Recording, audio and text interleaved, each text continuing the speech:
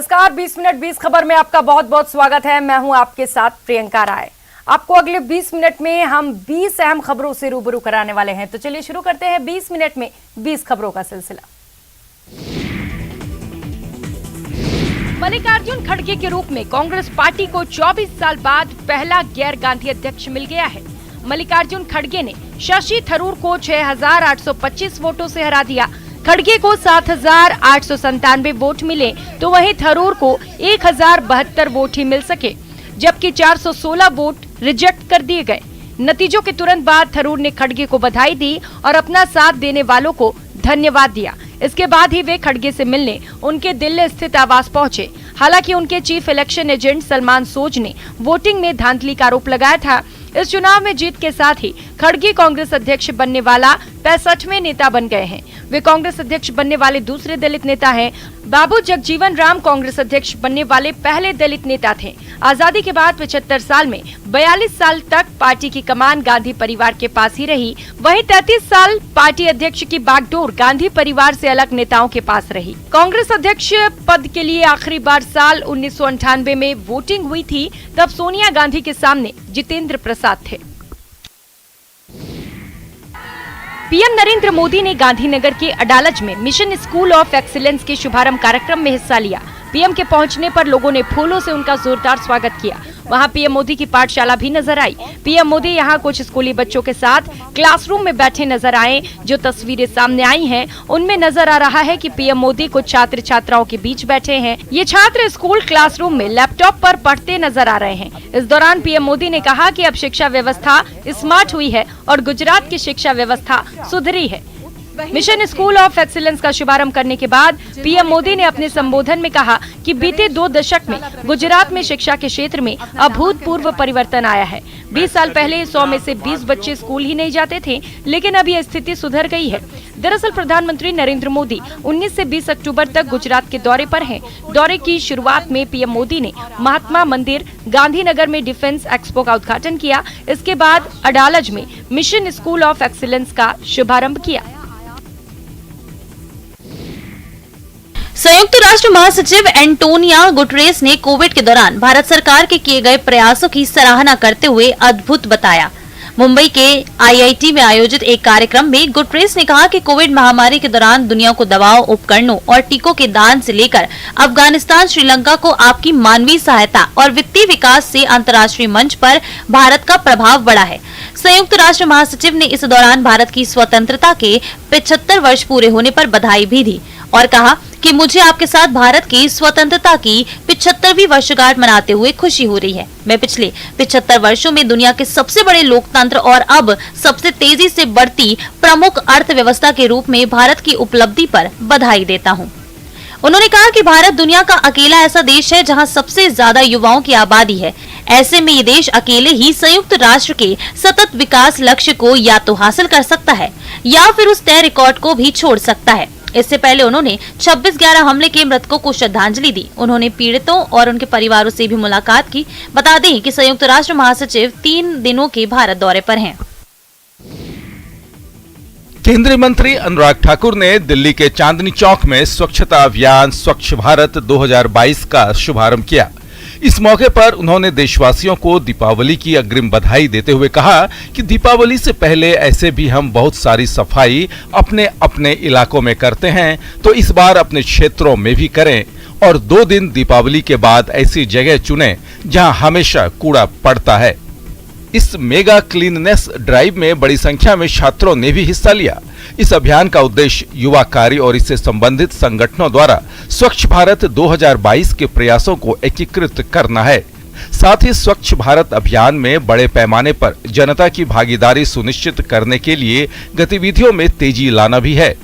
1 महीने का राष्ट्रव्यापी स्वच्छ भारत 2022 अभियान यूपी के प्रयागराज से 1 अक्टूबर को शुरू किया गया था। इस अभियान की शुरुआत 1 महीने की अवधि में 1 करोड़ किलोग्राम कचरा एकत्रित करने के उद्देश्य से किया गया। इस अवसर पर ठाकुर ने कहा कि पिछले 18 दिनों में 84 लाख किलोग्राम कचरा एकत्रित कर लिया गया है। प्रधानमंत्री नरेंद्र मोदी के व्यक्तित्व और उनकी कार्यशैली को दर्शाने वाली तस्वीरों की एक प्रदर्शनी गुजरात के राजकोट में लगाई गई है। इसमें पीएम मोदी के विजन को दिखाया गया है। इन चित्रों को दुबई के नामचीन पेंटर और आर्टिस्ट अकबर साहब ने तैयार किया है। गुजरात के पूर्व सीएम विजय रूपाणी ने इस प्रदर्शनी का शुभारंभ किया। मशहूर आर्टिस्ट अकबर साहब ने एक तस्वीर के जरिए दिखाया कि वडनगर में पैदा हुए मोदी ने कैसे बड़े सपने देखे, इन बड़े सपनों को पूरा करने के लिए मेहनत की और प्रधानमंत्री बने। इन तस्वीरों में पीएम मोदी के दूरदर्शी विजन से लेकर वर्ल्ड लीडर बनने तक के सफर को दिखाया गया है।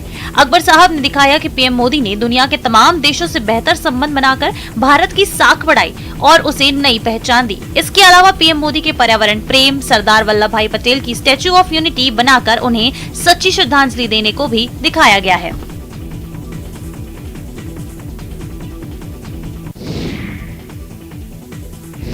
त्योहारी सीजन को देखते हुए राजस्थान में मिलावटखोर पूरी तरह सक्रिय हो गए हैं, तो मिलावटखोरों पर नकेल कसने की दिशा में शुद्ध के लिए युद्ध अभियान भी जोरों पर है। इसी क्रम में राजधानी जयपुर की सीआईडी ब्रांच ने मिलावटखोरों के खिलाफ बड़ी कार्रवाई की। क्राइम ब्रांच की टीम ने दौसा जिले के महवा में मंगलवार की शाम Dauji milk food private limited की फैक्ट्री में छापा मारा। छापेमारी के बाद टीम ने करीब 5,250 किलोग्राम देशी घी और करीब 43,000 किलोग्राम बटर सीज किया। जब्त प्रोडक्ट की चेकिंग की गई, जिसमें सामने आया कि सभी प्रोडक्ट गुणवत्ता की कसौटी पर पूरी तरह फेल हैं। इस फैक्ट्री में बनाए जा रहे देशी घी, बटर और मिल्क पाउडर में गुणवत्ता को लेकर कई शिकायतें मिल रही थी, जिसके बाद ये छापेमारी की गई। यहाँ पे एक बड़ी फैक्ट्री में जो है कार्रवाई को अंजाम दिया है। दाऊजी फूड फैक्ट्री ये मिल्क फूड कंपनी है, जहाँ पर बड़े लेवल के ऊपर यहाँ पर दूध और क्रीम और काफ़ी कुछ जो है खाद्य सामग्री यहाँ पर तैयार की जा रही थी और यहीं पर शिकायत की गुणवत्ता को लेकर यहाँ पे लगातार शिकायतें मिलती, जिसके बाद आज यहाँ पर क्राइम ब्रांच और दौसा की फूड जो डिपार्टमेंट की जो फूड सेफ्टी डिपार्टमेंट की टीम है वो यहाँ पे कार्रवाई कर रही है। नाचते गाते दुनिया छोड़ गया एक और युवक। कदम से कदम मिलाकर और अपने दोस्त के साथ डांडिया करते इस युवक को क्या पता था कि उसके जीवन का आखिरी डांस साबित होगा। दरअसल गुजरात में डांस करते करते मौत का एक खतरनाक वीडियो सामने आया है।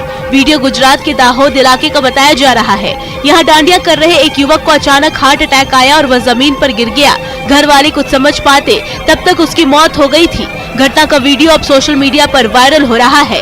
ये देखिए कैसे युवक अपने दोस्त के साथ डांडिया कर रहा है और तभी युवक अचानक से जमीन पर बैठ जाता है। उसके सीने में दर्द होने लगता है, जिसके बाद वो जमीन पर गिर जाता है। आसपास के लोग दौड़कर उसके पास आते हैं, उसे उठाते हैं। तब तक युवक दुनिया को छोड़कर चला जाता है। इससे पहले अक्टूबर के पहले सप्ताह में भी कुछ एक ऐसा ही मामला गुजरात से सामने आया था। सभी गरबा खेल रहे थे, तभी एकाएक 21 साल के युवक की दिल का दौरा पड़ने से मौत हो गई थी।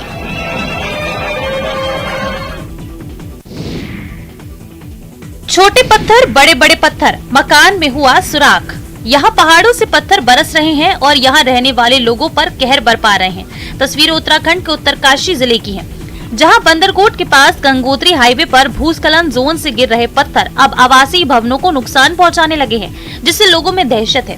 इस भूस्खलन जोन से पिछले 2 दिन में हुई पत्थरों की बरसात से लोगों के घरों को खासा नुकसान हुआ है। कई घरों में कई बड़े बड़े बोल्डर सीधे घरों में गिरने से घर में रहने वाले लोग भी चपेट में आते आते बचे।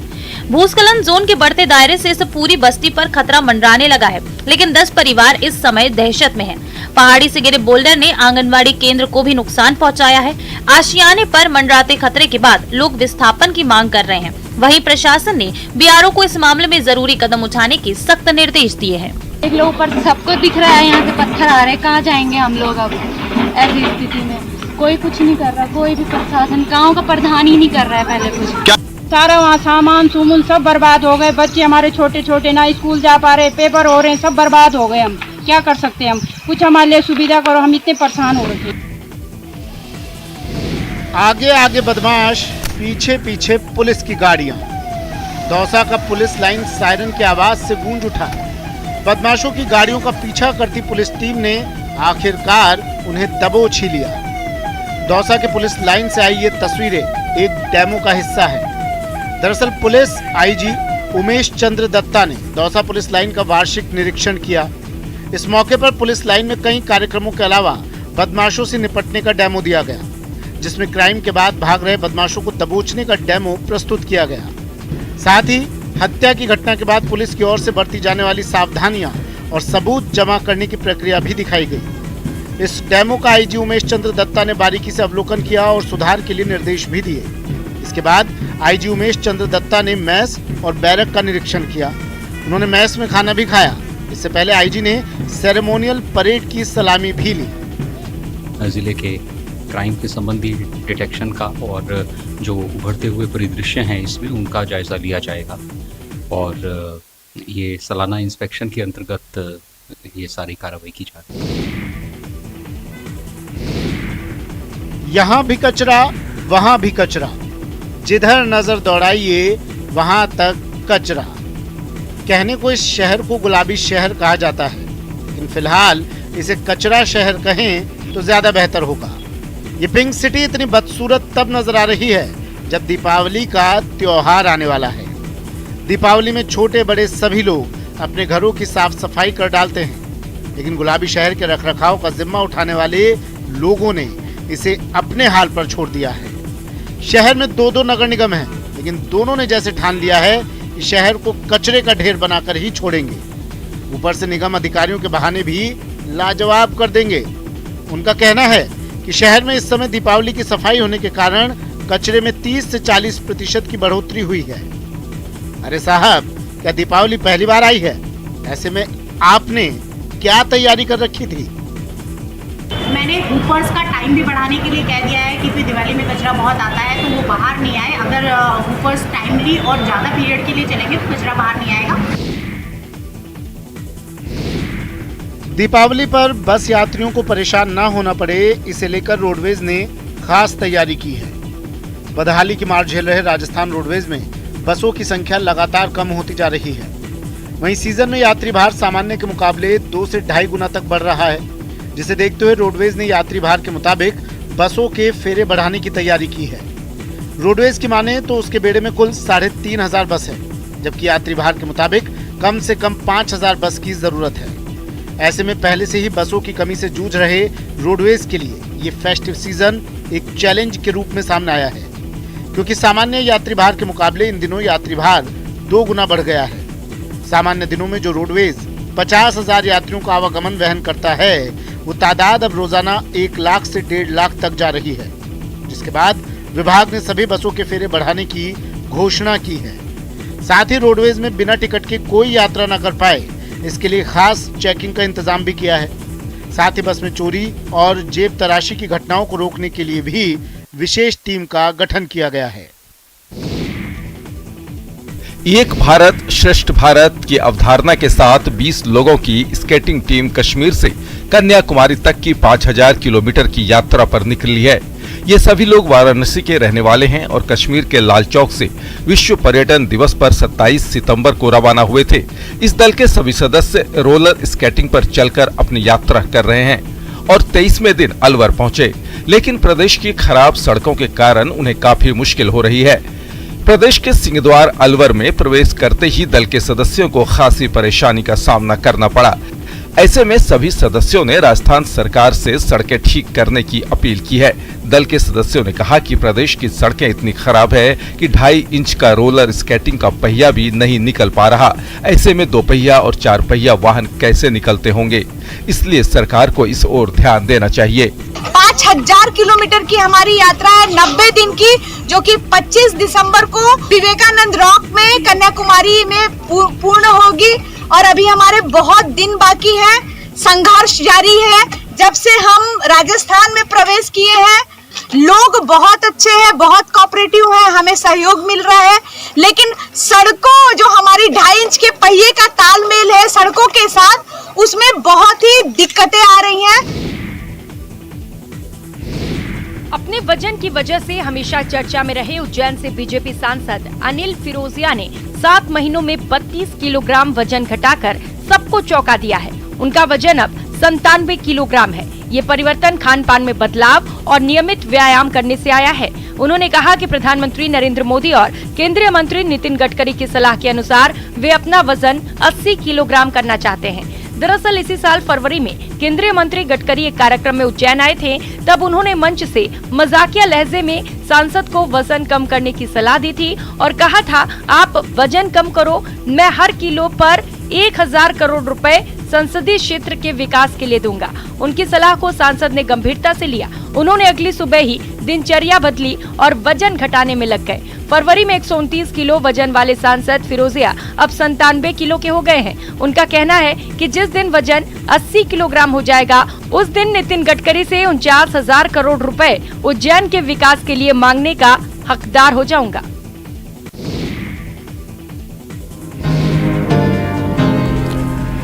दिवाली दियों का त्योहार है और ये दिए बनाते हैं कुम्हार। कुम्हार के साथ चाक चलाते हुए ये राज्यसभा सांसद डॉक्टर सुमेर सिंह सोलंकी हैं। सांसद चाक चला रहे हैं और दिए बना रहे हैं। तस्वीरें बड़वानी नगर के कुम्हार बस्ती की हैं। यहाँ पहले तो लोगों ने सांसद का स्वागत किया, लेकिन इसके बाद दिए बनाते देखकर सांसद खुद को रोक नहीं पाए। कुम्हार के साथ साथ दिए बनाने में जुट गए। सांसद का ये अंदाज लोगों को काफी पसंद आया, जिसके बाद ये वीडियो खूब पसंद किया गया। इतना ही नहीं, सोलंकी ने कुम्हारों को सांसद निधि से दिवाली पर इलेक्ट्रॉनिक मशीन देने का वादा किया, जिससे कम समय में अधिक मात्रा में मिट्टी के बर्तन बनाए जा सके। सांसद ने लोगों से मिट्टी के दिए खरीदकर घरों को रोशन करने की अपील की है।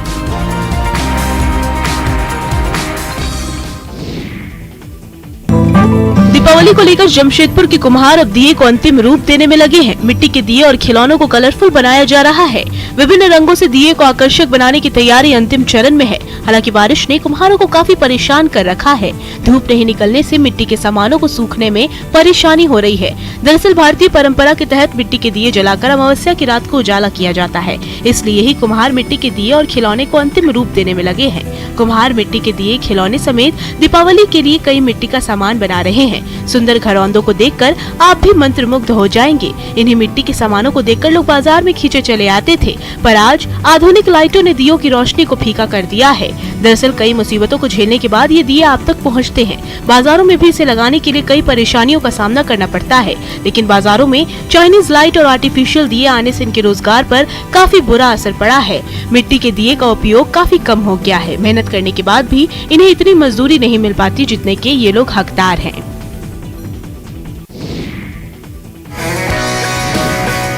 सोशल मीडिया पर हजारों वीडियो वायरल होते रहते हैं। कुछ वीडियो इतने मजेदार और दिलचस्प होते हैं कि उनको देखकर दिल खुश हो जाता है। ऐसा ही एक वीडियो वायरल हो रहा है जिसमें हाथी पार्क में खेलते नजर आता है। दरअसल असम के गुवाहाटी में सैन्य शिविर में चिल्ड्रेन पार्क में एक हाथी ने स्थानीय लोगों को चौंका दिया, जब हाथी पार्क में चला गया और बच्चों की तरह खेलना शुरू कर दिया। और इसका वीडियो भी सोशल मीडिया पर वायरल हो रहा है, जिसमें हाथी बेहद मजे से खेल का आनंद लेते हुए दिखता है। ये देखिए कैसे हाथी ग्राउंड में लगे टायर के साथ खेल रहा है और खूब एंजॉय कर रहा है। बच्चों की तरह उछल कूद कर रहा है। भारी भरकम हाथी खुद को एक छोटा सा बच्चा ही समझ रहा है। हाथी के खेल कूद का ये वीडियो सोशल मीडिया पर जमकर वायरल हो रहा है। यूजर्स इसे काफी पसंद कर रहे हैं। वहीं लोगों का कहना है कि शायद हाथी भोजन की तलाश में अमनचांग वन्य जीव अभयारण्य से आया होगा। असम में जंगली हाथियों के झुंड को राज्य मार्ग पर देखना बहुत आम है। दीपावली और पटाखे एक दूसरे के पर्याय हैं। पटाखों की धूम ना हो तो दीपावली का मजा अधूरा रह जाता है। कोचिंग नगरी कोटा में भी दीपावली को लेकर बाजार गुलजार हो चले हैं। इस बार दीपावली पूरी तरह प्रतिबंध मुक्त है। ऐसे में कयास लगाए जा रहे हैं कि इस बार बाजार में पटाखों की बिक्री रिकॉर्ड तोड़ेगी। ऐसे में रियायती उत्पादों के साथ फिर से एक बार तैयार है उपभोक्ता भंडार, जो लोगों को किफायती दरों में मिठाई और पटाखे उपलब्ध करवा रहे हैं। पटाखों पर तो MRP पर 50% की छूट दी जा रही है। शहर के कई इलाकों में उपभोक्ता भंडार के बूथ सज चुके हैं। सभी सुपरमार्केट, महावीर तृतीय, स्टेशन क्षेत्र और सब्जी मंडी में भी स्टॉल लगाए गए हैं। इसके अलावा दादाबाड़ी, बड़े चौराहे और नागरिक सहकारी बैंक के पास विशेष काउंटर लगाए गए हैं, जहां शुद्ध सोने चांदी के सिक्के न्यूनतम दर पर उपलब्ध हैं। इसके अलावा भुजिया, चिवड़ा, सेव, गाठिया, पपड़ी, मीठे सेव सहित कई कंपनियों के नमकीन और मिठाई की विस्तृत रेंज भी किफायती दरों पर उपलब्ध कराई जा रही है। इस बार दिवाली पर आतिशबाजी के लिए खास इंतजामात किए गए हैं। अलग अलग तरह की वैरायटी के जो पटाखे हैं वो बाजार में आए हैं। उपभोक्ता भंडार की तरफ से भी अलग अलग तरीके के जो पटाखे हैं वो यहाँ पर देखने को मिल रहे हैं। दीपावली का त्योहार बर्तनों के कारोबारियों के लिए उम्मीदों का संसार लेकर आता है, क्योंकि इस पर्व पर अमीर गरीब सभी बर्तन की खरीदारी जरूर करते हैं। यही कारण है कि अल्मोड़ा के बर्तन कारोबारी काफी खुश दिख रहे हैं। उत्तराखंड की ये नगरी अपनी सांस्कृतिक विरासतों के साथ साथ ताम्र नगरी के रूप में भी जानी जाती है। शहर में दर्जनों परिवार तांबे के बर्तन बनाने का काम करते हैं और इस बार अल्मोड़ा के तांबे के बर्तनों की मांग भी तेजी से बढ़ रही है। पिछले 2 साल से कोरोना संक्रमण के कारण तांबे का काम भी ठप पड़ गया था, लेकिन इस बार फिर लोगों में त्योहार को लेकर उत्साह है और इस उत्साह का असर भी बाजार पर साफ दिख रहा है। हालांकि रोजमर्रा के इस्तेमाल के लिए स्टील के बर्तन पहली पसंद बने हुए हैं, लेकिन त्योहारों में या विवाह में लोग तांबे के बर्तन जरूर खरीदते हैं। ऐसे में लोगों को उम्मीद है कि इस बार धनतेरस और दीपावली में तांबे की मांग बढ़ेगी और बर्तन कारीगरों की आजीविका चलेगी। जो यहाँ पौराणिक तांबे के बर्तन बनते हैं और जो आधुनिकीकरण के बर्तन आजकल बन रहे हैं, लोगों का उस तरफ क्रेज बहुत है। लोग स्टील के बर्तनों को हटा करके अब तांबे और पीतल के बर्तन, तांबे की बोतल, जग, खाने के लिए पीतल के बड्डू, पीतल के देग, पीतल के पन्नी, इन चीज़ों का इस्तेमाल बहुत कर रहे हैं अब आजकल। अपने दमदार फैसलों से दुनिया में हिंदुस्तान की धाक जमाने वाले देश के प्रधानमंत्री नरेंद्र मोदी अब घर घर विराजेंगे। ऐसा हम क्यों कह रहे हैं, इन प्रतिमाओं को देखकर आप आसानी से समझ सकते हैं। दरअसल 22 अक्टूबर को धनतेरस का त्योहार मनाया जाएगा। इस त्योहार पर लोग सोने चांदी की खरीदारी जरूर करते हैं, तो ऐसे लोगों के लिए मध्य प्रदेश के इंदौर के सराफा बाजार में इस बार कुछ खास है। वो खास है पीएम नरेंद्र मोदी की सोने की मूर्तियां। इससे पहले प्रधानमंत्री मोदी की चांदी की मूर्तियां भी काफी डिमांड में रही थी, लेकिन इस बार पीएम मोदी की गोल्ड फ्रेम की डिमांड है। सराफा कारोबारी निर्मल वर्मा मुंबई से प्रतिमाएं तैयार कराकर लेकर आए हैं। इन गोल्ड फ्रेम प्रतिमाओं को देखने और खरीदने बड़ी संख्या में लोग सराफा बाजार पहुंच रहे हैं। मोदी जी हमारे देश के प्रधानमंत्री और हमारा आइकॉन भी है, तो मोदी जी की जो प्रतिमा है ये अभी हम 5 लेके आए थे। इसमें से हमारी 3 तो सेल हो चुकी है, बाकी अभी हमारे कुछ युवा साथियों ने भी जो है इसकी डिमांड की है गिफ्ट बांटने के लिए, तो इस प्रकार से अभी इसकी डिमांड तो है हमारे पास मार्केट में। राजधानी जयपुर के रहने वाले लोग इन दिनों लोक रंग में सराबोर हो रहे हैं। मौका है जवाहर कला केंद्र में आयोजित लोक रंग महोत्सव का, जहां 9वें दिन कई लोक संस्कृतियों के रंग बिखरे। मयूर नृत्य की पेशकश के दौरान जहां पूरा परिसर मध्यवर्ती कृष्ण भक्ति के रंग में। उत्तराखंड के केदारनाथ